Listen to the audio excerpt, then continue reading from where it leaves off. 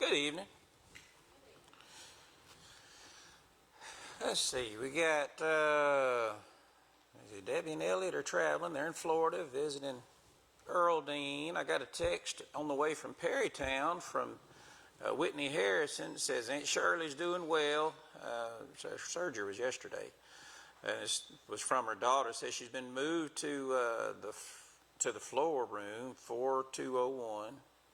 She's doing great. Walked down the hall a little, sat in a chair twice.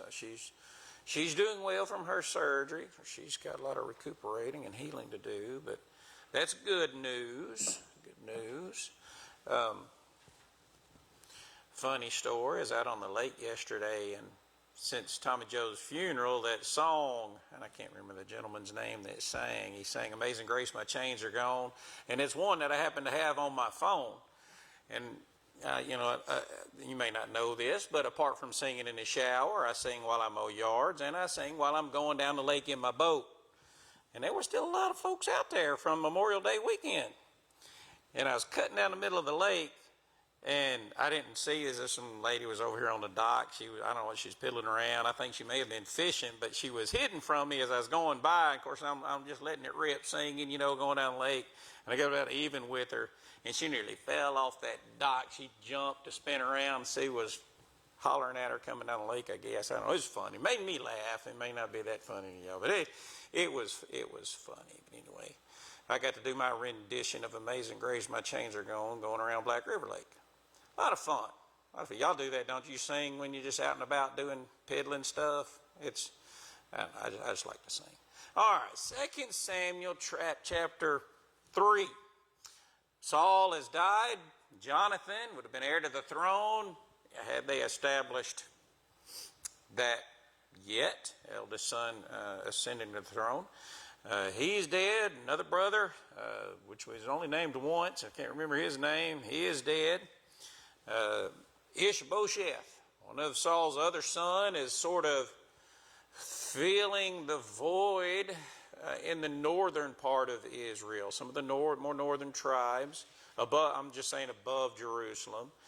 David has kind of garnered the support of the more southern tribes, the tribe of Judah from Jerusalem kind of down. David has been anointed king by those tribes. He's anointed. And so there's some tension, of course, between the two. Last week in chapter 2, David's general, Joab, Saul's general, and Abner kind of came together and had a competition. Should have been a friendly game, not anything near like what we think of with gladiators in Rome, but just some competition. It got out of hand. They ended up fighting, and men died. And in all the ensuing chaos, Joab, David's general, his brother Azael, chased Abner. If you remember, we read the text and said he was fast. He's like a gazelle. He's very quick. Abner calls to him and tells him to turn to the right side or to the left and fight with one of those younger men so that he wouldn't die by Abner's hand. But he refused. He kept pursuing Abner. And Abner pulled up quick, and so much that he was running, Azael was running so fast that the spear went through him backwards, the butt end of the spear. So he died. Joab and the other brother pursued Abner all the way. Good night. I'm trying to remember where they pursued him to. They pursued him up to a hilltop, and the tribe of Benjamin, or men of the tribe of Benjamin, gathered to protect Abner there. And they kind of called off the battle. However, there's still some hard feelings between Joab, or at least on Joab's part towards Abner. So that's where we pick up here in chapter 3. There's quite a bit of text. We'll make it through it just fine, though. There was a long war between the house of Saul and the house of David. David grew stronger and stronger, while the house of Saul became weaker and weaker. And God's on David's side. That's what we anticipate, right? David's might is growing, his influence is growing, his strength is growing, while Ishbosheth is going to be losing power, losing influence, going to be dwindling away. And that's where it begins to turn. The sons were born to David at Hebron. His firstborn was Amnon of Ahinoam of Jezreel. The second, Chileab of Abigail, the widow of Nabal of Carmel. The third, Absalom, the son of Maacah, the daughter of Talmai, king of Geshur. If you're keeping count, that's why I turned it yellow, so we can kind of keep up with sons. Interesting. Remember, these are just the sons. We're not having daughters named right now, just sons. And the fourth, Adonijah, son of Haggith. The fifth, Shephatiah, the son of Abital. And the sixth, Ithream of Eglah, David's wife. These were born to David in Hebron. All right, we got 6 sons. All right, there's 3. There's 3. 6 different wives. David is growing his family, but he's growing his political influence. His son, Solomon, that is not yet, will learn this lesson from his father, and many wives, concubines, as a matter of extending political clout and authority. David is doing that here. Not all of these are known, these names of these wives, but we can back up here to Absalom, the son of Maacah. We haven't even heard of her yet, but she is the daughter of Talmai, king of Geshur. So this is marriage, and maybe several of political reasonings here. So there's a reason for these wives and these sons. David's political clout growing. All right. While there was war between the house of Saul and the house of David, Abner was making himself strong in the house of Saul. Key phrase right there. Abner was making himself strong in the house of Saul. That informs what we're about to find out about Abner. Saul had a concubine whose name was Rizpah, the daughter of Aiah. And Ishbosheth said to Abner, "Why have you gone in to my father's concubine?" Then Abner was very angry over the words of Ishbosheth and said, "Am I a dog's head of Judah? To this day I keep showing steadfast love to the house of Saul, your father, to his brothers, and to his friends, and have not given you into the hand of David. And yet you charge me today with a fault concerning a woman?" All right. Now, first thing I'm going to point out is that Abner does not necessarily deny the charge, but he is at least upset that the charge has been brought. Now, we would probably just go ahead and assume, because it doesn't tell us any different, that it happened, that Abner did this. Now, part of the reasoning is the same thing for David, the same reasoning behind David taking wives and having children of someone, say, who is a king or an elder in a tribe or something like that. Abner's making himself strong in the house of Saul. Taking this concubine, this Rizpah, and his daughter, we don't know who he is, who Aiah is. But typically the reasoning behind it is still politically motivated. Think again of Saul. He's our best example of marriage and concubinage for the purpose of extending control, authority, establishing political ties. Our modern lingo, we would say networking via marriage, via concubine. So what Abner has done here by taking one of Saul's concubine is not such, I was going to say metaphorical. It's not even all that metaphorical. In their culture, that was a sign of Abner taking power, authority, control. You're going to see it again. We're going to keep studying David. We're going to see that when one of David's sons does the same thing to David, and it is a show of power. It's a show of authority. So we kind of tuck that away until we bump into it again. But Abner is making himself strong in the house of Saul, and then the next few verses is one example of how he was attempting to do so.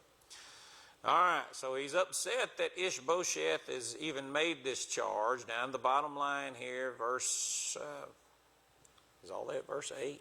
Yet you charge me today with a fault concerning a woman.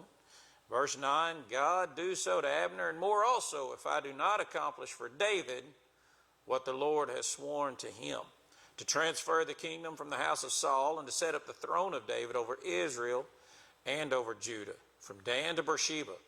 And Ishbosheth could not answer Abner another word because he feared him. All right, so Abner, because of this charge, is switching sides. All right, he's been loyal to Saul. He's made that clear. He's been helping Ishbosheth maintain control there in Israel and the northern tribes. And now he's switching sides. Fine, if you're going to charge me like this, I'm going to take my ball and go somewhere else. I'm going to go over to David, to the house of David. And so that's exactly what's happening. Now, verse 11, Ishbosheth could not answer Abner another word because he feared him. Abner is a general. And there's some things probably we don't think about often, but he is probably very physically imposing, but he's also probably one of the mightiest warriors in Saul's army. Ishbosheth is a child of a king, probably not so much trained all that well, probably not equipped to stand up to Abner in any sort of physical way. It's best that he just kind of keeps his mouth shut and let Abner go do his thing, right? Abner sent messengers to David on his behalf, saying, to whom does the land belong? Make your covenant with me, and behold, my hand shall be with you to bring over all Israel to you. And he said, David's response, good, I will make a covenant with you, but one thing I require of you, that is, you shall not see my face unless you first bring Michal, Saul's daughter, when you come to see my face. Got a stipulation here. Abner's wanting to defect. He wants to make a covenant with David. David has a stipulation. Bring back. Now, who is Michal? Who is she? Besides Saul's daughter, obviously. David's first wife, right? The one promised him by Saul. And they did marry, and he did pay the bride's price. David sent messengers to Ishbosheth, Saul's son, saying, give me my wife, Michal, for whom I paid the bridal price of 100 foreskins of the Philistines. And Ishbosheth sent and took her from her husband, Paltiel, the son of Laish. But her husband went with her, weeping after her all the way to Bahurim. And Abner said to him, go, return. And he returned. All right. Interesting tidbit of cultural background here. That is that Michal was rightfully David's wife. And she is obligated to return to David. We're not exactly sure how much time has passed. It's been quite a bit. We've had some years pass. And odds are that Michal and Paltiel probably have children. Right? They have grown a family, and she is being taken away from it, being brought back to David. Again, there's a couple things at play here. One, culturally, she belongs to David because he paid the bride's price. She's obligated to him because he did. Had he not paid the bridal price, there'd be room to negotiate or renege on that marriage, but since he did, she is very much obligated to David. Why does David want her back? It didn't really seem as though, and even when we were reading about it, as David really cared one way or another for her, but it is very politically motivated. It's charged, right? If there are some folks out in Israel that desire to see the monarchy stay in the house of Saul, having one of his daughters married to David helps with that, right? Kind of smooth some of those bumpy roads out. It's not a stretch at all to say that this is a political move, a little bit of maneuvering here. And Ishbosheth, Abner's leaving David is demanding. He's going to be accommodating at this point. Sends her back. I also point out again, talking about Abner being the general, probably very formidable. Whenever Paltiel is following after her, weeping and all that, he's upset. When Abner says, go return, he doesn't argue. He turns around and leaves, right? Ishbosheth, Paltiel, they are very, very well aware that that's probably the best thing to do, is to obey Abner. Abner conferred with the elders of Israel, saying, for some time past you've been seeking David as a king over you. And now then bring it about, for the Lord has promised David, saying, by the hand of my servant David, I will make my people Israel from the hand of Philistines and from the hand of all their enemies. All right, so Abner is doing the thing that he is covenanting to David. He is swaying the elders of Israel. He's using his authority, his clout as Saul's general, and he's also relaying prophecy. Now it's interesting. It's kind of, we know that Samuel anointed David king way back yonder when David was a wee chap, right, at the house of Jesse. And a lot of time has passed, but we're not sure exactly how many people are in on that. How many folks know about Samuel anointing David? It's not as if they were in a group text or had Facebook or even a newspaper. So it's curious, but Abner at least knows some of it anyway. Which also begs the question why David has not been already installed as king and what is the holdup. Nevertheless, we have things to work out before David makes it to the throne or before he consolidates all of Israel under his kingship. So things have to happen. Abner also spoke to Benjamin, that is the tribe of Benjamin. And then Abner went to tell David at Hebron all that Israel and the whole house of Benjamin thought good to do. So Abner is working on David's behalf, bringing in line tribes outside of David's current leadership or control. Abner came with 20 men to David at Hebron.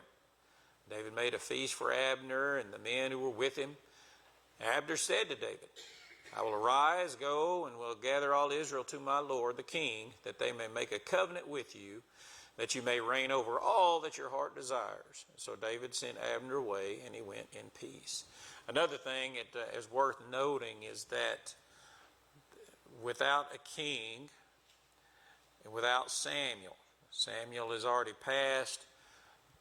What is happening here, this power struggle, this gaining support, all the political maneuvering, is a product of that.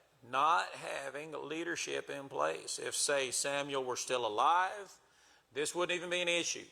Samuel would call all the elders of Israel together. They'd meet over at Shechem. They would anoint David king, renew covenant with God, and the monarchy would begin and be centralized and all under David's authority. So what we're seeing are men scraping together, doing what they know to do to try to bring control, trying to bring authority to David. Verse 24, Abner said to David, I'll arise, go gather all Israel to my Lord the king. They may make a covenant with you, and that you may reign over all that your heart desires. And now he's sending Abner away. See, Abner and those 20 men, they're leaving. And then just then, the servants of David arrived with Joab. Yes, Joab, the one whom Abner killed, his brother. He returned from a raid, bringing much spoil with him. But Abner was not with David at Hebron, for he had sent him away, and he had gone in peace. And when Joab and all the army that was with him came, it was told Joab, Abner, the son of Ner, came to the king, and he has let him go, and he's gone in peace. Joab has something against Abner, right? For killing his brother. He's not a fan. He's not a fan of Abner. Joab went to the king and said, what have you done? Behold, Abner came to you. Why is it that you sent him away so that he's gone? You know that Abner, the son of Ner, came to deceive you and to know you're going out and you're coming in and to know all that you're doing. All right, so Abner does not trust, Joab does not trust Abner. Right? And we could, well, what we know about Abner, he's done pretty good. He tried to avoid the war that was taking place, or the fight that broke out when he and Joab came together and they had their little competition in games. He tried to talk Joab's brother into not pursuing him. Turn to the right, to the left. Pursue one of these young men, take their spoil. But he did not. It was a last-ditch thing to save his own life that he took the life of Azael. So, everything since Abner has done has been pretty well on the up and up, save perhaps taking Saul's concubine. Now, we don't have a whole lot against Abner at this particular point, but Joab does. All right? He's here to deceive you. He's trying to find out your plans, what you're doing, when you're coming, when you're going, trying to get information so that he may find a way to either kill him or take his authority. All right? This is a Joab. Joab came out from David's presence. He sent messengers after Abner, and they brought him back from the cistern of Sirah. I would also point out that even after Abner's little outburst there towards David, the author does not even reveal David's response. It's as if David remained silent in our ears. Whether he did, whether he didn't is beside the point, because the author's focus is on what Joab is doing. And this is going to greatly affect David. David did not know that Joab had sent a message to Abner, right? Verse 27, when Abner returned to Hebron, Joab took him aside into the midst of the gate to speak with him privately. And there he struck him in the stomach so that he died, for the blood of Azael, his brother. Joab wanted vengeance. He sought vengeance. And with a little bit of treachery, he got his vengeance.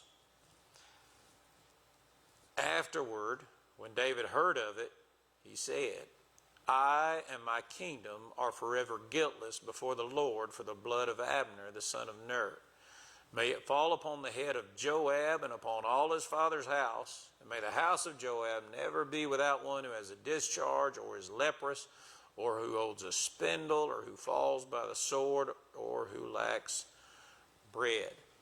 David, we're not doubting David's motivations here. We could say this is political maneuvering again. He's putting distance between he and Joab.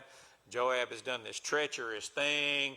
David's wanting to be king. He's trying to garner the support of Israel, but yet this was a treacherous thing to bring this blood guilt upon him. And David's putting distance, but that wouldn't be David now, would it? That's not exactly what David's up to. David has a unique respect for the people of Israel, for Saul as God's anointed king, and Jonathan his children, and for Abner. This is something that is unacceptable to David, this treatment. It has genuinely upset David. We would say it hurt his heart. This is something that is a great distressing thing for him. So he pronounces this curse as well. Verse 29, the blood guilt fall upon Joab and upon his father's house. And then he goes on to say, in the house of Joab never be without one who has a discharge or is leprous. Those are pretty closely related, leaking sores.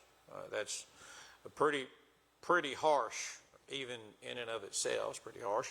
One who holds a spindle. Does anybody have anything besides spindle in your text as a translation if you're looking at something different?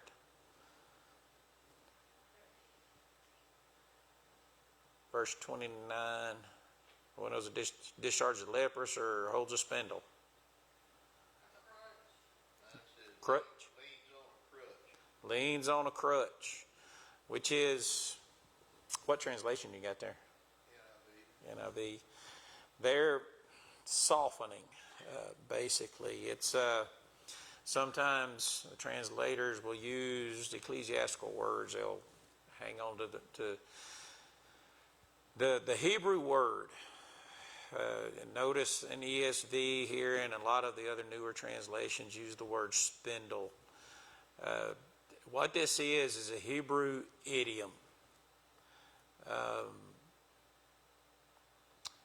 I'm thinking about Sleeping Beauty. Isn't that the one, the princess who's spinning on the whatever it's called, spinning machine, weaving machine? What's it called?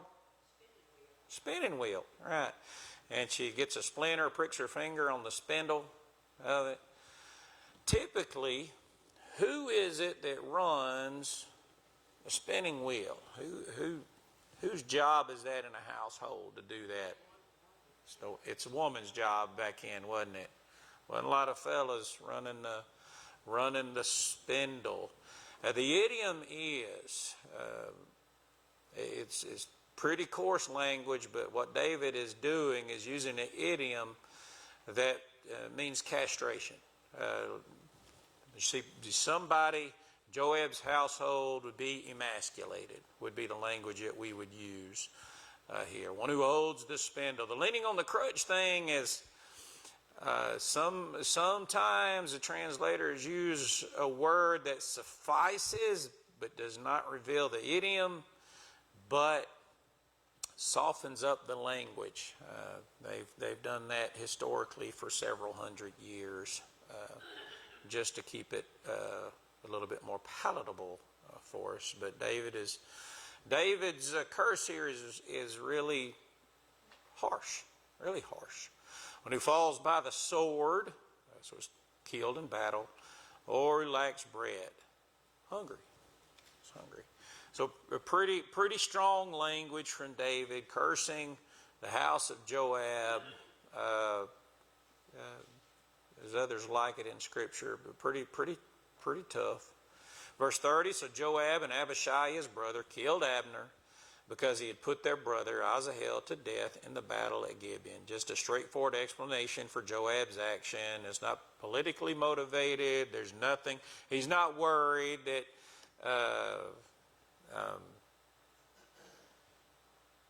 Abner was plotting against David. That wasn't his motivation. It's just because he killed their brother. It's just what we would call revenge. That's what it was. Then David said to Joab, to all the people who were with him, tear your clothes and put on sackcloth and mourn before Abner. Now, let's pause right there for a second. How do you reckon that made Joab and what was his brother's name, Abishai? How do you reckon they felt having to tear their clothes and mourn Abner, whom he put to death? That's pretty, pretty harsh. Not nearly as harsh as the curse, but David is working on them. King David followed the bier, and they buried Abner at Hebron. The king lifted up his voice and wept at the grave of Abner, and all the people wept. The king lamented for Abner, saying, should Abner die as a fool dies? Your hands were not bound, your feet were not fettered. As one falls before the wicked, you have fallen. And what David is getting at here is he died by treachery. He honestly believed Abner wanted to speak, was going to be something important. He was taken aside, and because of the trickery, was killed. And that's what David's pointing out. He didn't die bound. He didn't die as a prisoner. Didn't die anything else. He died as a fool, tricked. All the people wept again over him. Verse 35, and all the people came to persuade David to eat bread while it was yet day. But David swore, saying, God do so to me, and more also, if I taste bread or anything else till the sun goes down. So David is in sackcloth, and he is fasting, mourning the death of Abner. And it turns out to be something that the people respected. Verse 36, all the people took notice of it, and it pleased them. As everything the king did pleased all the people. But David's response here, his reaction to the murder of Abner, is what the people needed to see from their king and their future king. Think about those tribes who were persuaded by Abner to follow David, and then Abner be killed right there at David's city, Hebron. To see David's reaction, to hear David's reaction to Abner's death, that's what they needed to see, to be able to remain loyal, to love their king. In verse 37, so all the people and all Israel understood that day that it had not been the king's will to put to death Abner, the son of Ner. And the king said to his servants, do you not know that a prince and a great man has fallen this day in Israel? So David is just David being David, showing Abner the respect that an Israelite, that a child of God should, has gained him respect of the people. Verse 39, and I was gentle today, though anointed king, these men, the sons of Zeruiah, are more severe than I. The Lord repay the evildoer according to his wickedness. I want to point out that David has matured over this period of time since Nabal and Abigail. You remember his reaction. Nabal refused to feed his men. They came as guests. He refused to feed them, and David is so outraged that he takes his army. He's going to Nabal's household. He's going to annihilate them all together, and Abigail approaches him and talks him out of it. So it tells him about the blood guilt that he would incur, and how would that be for the king of Israel to incur such blood guilt at this time. And David comes to the conclusion then that vengeance belongs to the Lord. And so here we would say old David, younger David, immature David would have probably been one of the first ones to react to Joab and his brother, right? But instead, he does not. And he just winds up with saying, the Lord repay the evildoer according to his wickedness. He pronounced a curse on Joab and his family, made him wear sackcloth and mourn Abner, and now this. David had a pretty strong response. Maybe not as strong as some would like to have seen. However, David is maintaining his status with God as not pertaining to blood guilt, but he is still going to be viewed as an honorable man among the people of Israel. All right, that is chapter 3. You have any thoughts or any questions about chapter 3 here in Samuel? It's pretty straightforward anyway, isn't it? Pretty straightforward. We're headed towards the throne. Just things have to take place. David is king. Adonijah is king. But it's gonna get there. It's gonna work out. They're still capitaling here in Hebron. I told you I was going to bring some pictures of Hebron, but all I've got are the pictures from my trip, and it's just a bunch of old busted up buildings. You can't really make anything out, so I didn't load them up. But next week we're going to be in Arkansas. Tammy's yearly MRI and the girls' pre-registration at Harding, Bison Bound days. They got us to be on campus for several days. So next Wednesday night, I'm not sure exactly what you're going to do Wednesday night, but it won't be probably 2 Samuel chapter 4.